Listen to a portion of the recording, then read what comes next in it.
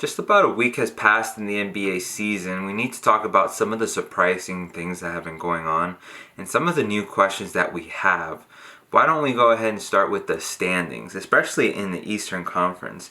There are four undefeated teams. It is not the Boston Celtics. It is not the Philadelphia 76ers. It is not the Miami Heat.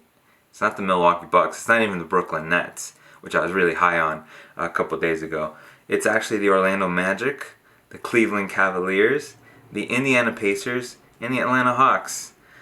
I feel like I'm in 2010 again with these teams on there. A very surprising team is the Orlando Magic. I know that they've gotten a lot better.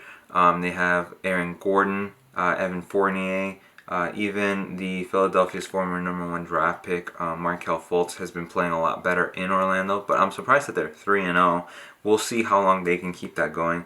Cleveland, from what I've seen from them, they're playing all out as a team, and they've got some good pieces there. I'm very surprised at the way that they've been able to put everything back together since LeBron left. Indiana is also a surprise. I didn't expect much from them, but it seems like just like Cleveland, just like Orlando, they have a solid team around each other, and they're playing really great.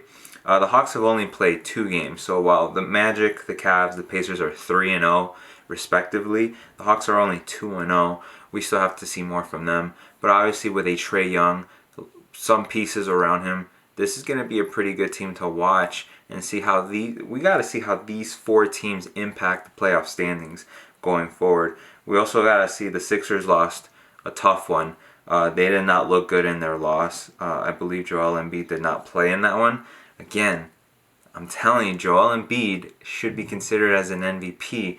You see him, the effect he has when he's not on the court with this team.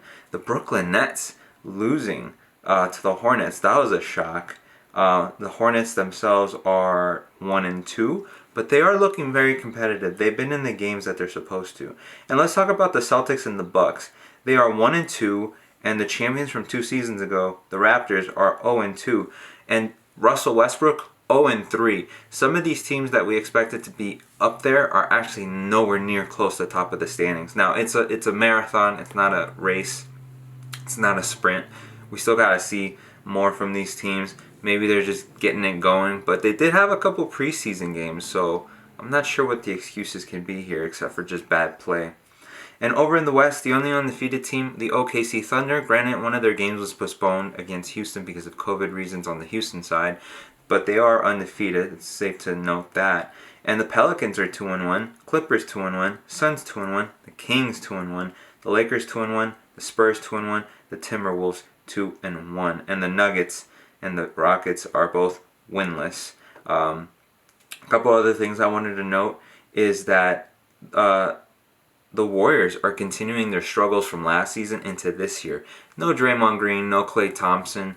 You kind of expect it, but we were kind of hoping to see Golden State bounce back after the huge hangover of losing Kevin Durant and Klay Thompson to injury.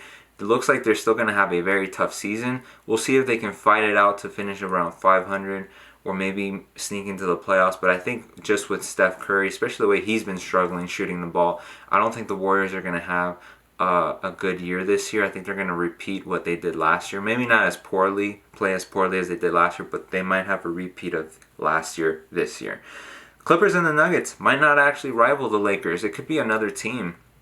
Or maybe they just need a couple more games to get going, but it just looks like the Lakers might represent the West in the playoffs, unless it's one of these other surprise teams like we're seeing in the East, like the Suns, the Pelicans, maybe the Spurs. That takes me to my next one. It seems like there's a resurgence in San Antonio. It took a while to get over losing Tim Duncan, Manu Ginobili, Tony Parker, Kawhi Leonard, but I think Popovich finally has a team that he's been able to construct that he can actually coach so he can rebuild new stars. He has a lot of great players down there. I think he still has Rudy Gay. He has LaMarcus Aldridge. He has I forget dude's name from Toronto. But he still has a lot of pieces down there that he can actually go ahead and mold. And what I've been seeing is a lot of great team play from several teams. I think San Antonio is another one of those teams where they can get that going. And Greg Popovich, we might see him in the playoffs again. funny note, the Hornets have an amazing play-by-play guy, and his name is Eric Collins. If you guys haven't seen his work, go check out Hornets highlights on YouTube. This guy is one of the best announcers. He's doing it right. Shout out to you, Eric Collins. I think I got your name right.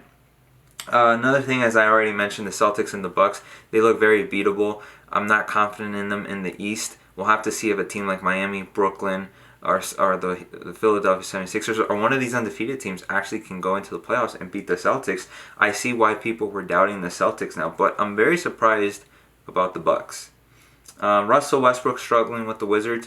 You have to wonder if Russell Westbrook has lost his value as an NBA player, as an NBA MVP. I feel like if you put another superstar in Washington, he might have at least gotten them 1 or 2 victories. Maybe not all 3, but we have to see if Russell Westbrook is going to get better with his new team. Or is he really the reason why the Rockets didn't win? Is he really the reason the OKC Thunder didn't win? Is he just too much for a team, too ball dominant? I don't know. And then lastly, I've been kind of mentioning this throughout the video. I think there's a changing in the guard in the NBA, as where we used to see teams in the 90s have an all-around roster and win championships that way.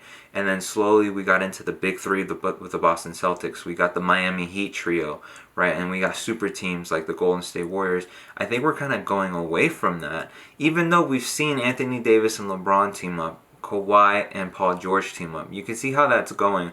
One's doing bad, one did really well. But let's face it, there was an asterisk with the Lakers because of the bubble and the whole shutdown. But you're seeing teams like the Hornets play really great. You're seeing teams like Dallas dominate the Clippers. You're seeing teams like Orlando, Cleveland, Atlanta play really solid. Even teams that have been losing like Sacramento. And I've seen good things from... what's another team that... the Suns. They don't have like a huge tandem, but like they're doing really great. And you're seeing other teams just kind of struggle that kind of only have, not a lot of talent. But there's a lot of young talent. So a lot of the older names we know are kind of being pushed out. And you're getting these new guys reemerge. And this new crop of talent are landing in places like Cleveland, Orlando, the Hornets, Cleveland. So it's like it's interesting to see what's going to happen with the NBA going forward. But I think the era of the big 3, the big super teams, might be over because you're getting a lot of great team play from several guys that are getting a lot of passing going and a lot of threes going in. I can't wait to see what this means for the NBA and small market teams as they take on larger market teams and getting some new representatives in the playoffs.